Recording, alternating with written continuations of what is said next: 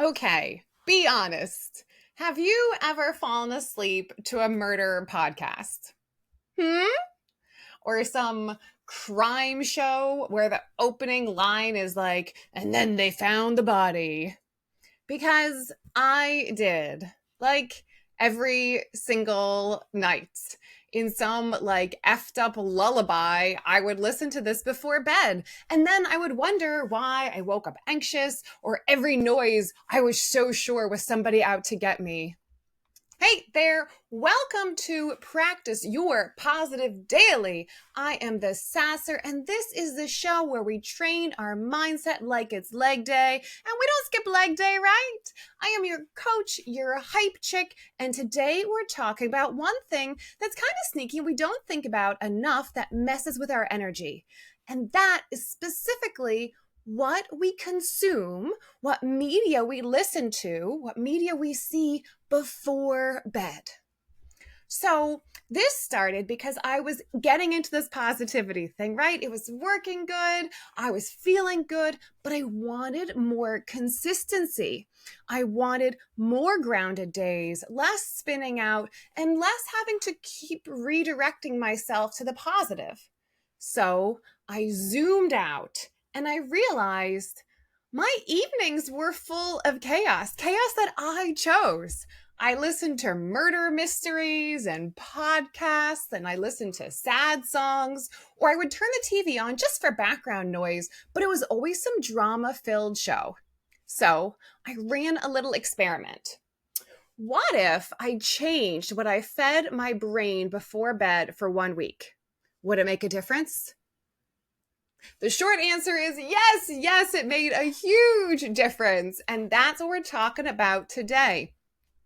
It's another example that positivity isn't just a mindset, it's a practice in everything that we do. And that might include a media diet if you need one. I was binging on this emotional junk food of fear and stress and violence, and then wondering why mentally I felt kind of hungover or stuck in the negative. So, we're going to talk about the 3 ways that negative media before bed ruins your positivity. And let me just say, this can be those murder mystery podcasts, which are maybe more obvious, but this can also be doom scrolling, binging on the political news, texting friends about juicy gossip, or, the challenges of your day with this negative tone, the music you listen to. So really make sure that you're thinking about what your life is like and what you could be doing in the evening to improve your positive mood. All right, so the first way that negative media before bed ruins your positivity is that it trains your brain for fear, betrayal, and danger, right? When you end the night in survival mode, it's not surprising that you wake up anxious, that every noise makes you feel like you're being followed or there might be somebody there. You're literally putting yourself in fight or flight mode voluntarily. And don't we have enough of that just with the stress of our daily lives? All right, number 2, it shifts your emotional baseline.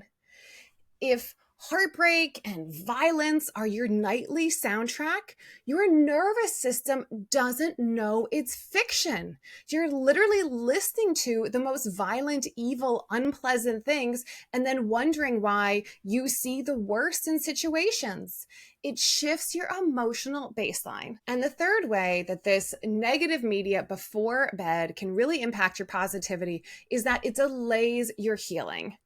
So when you drift off to bed, your subconscious is still playing with the last thing that you fed it. And so when you listen to this negative stuff, the murder mystery podcasts, the drama-filled shows, your subconscious is still kind of like chewing on that pain while you sleep. You can't create peace from a place of chaos. Why would you intentionally put yourself in the chaos? I know I had asked myself that too. So listen, it doesn't mean that you have to go full monk mode and never watch TV again and no podcasts. None of that. There's nothing wrong with having media on, listening to podcasts, listening to music, but let's make it intentionally work for us. So here is what I swapped in. Instead of sad songs that talked about nobody ever loving me and heartbreak and despair, I don't listen to any of that. I switched all of it out for jazz, chill instrumentals, lo-fi, house music, hype music, spiritual, high vibe. There's so much great music out there that has a positive message and isn't about heartbreak or despair or booze or sex or shopping, right? Something uplifting.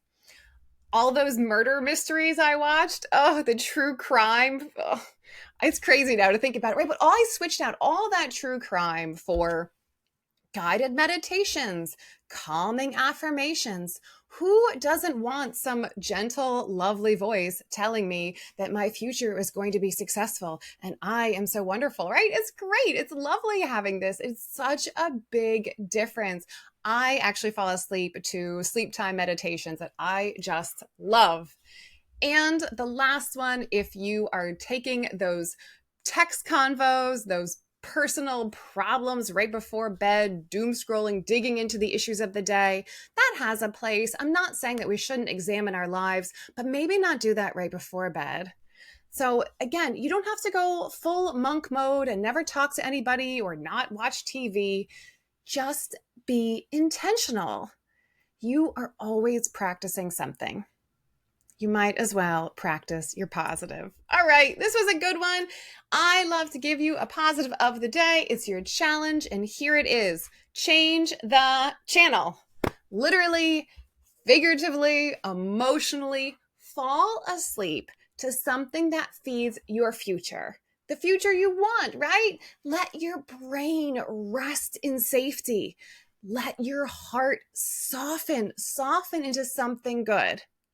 All right, this was a great one. We don't think about it all the time, but the media we consume absolutely impacts us.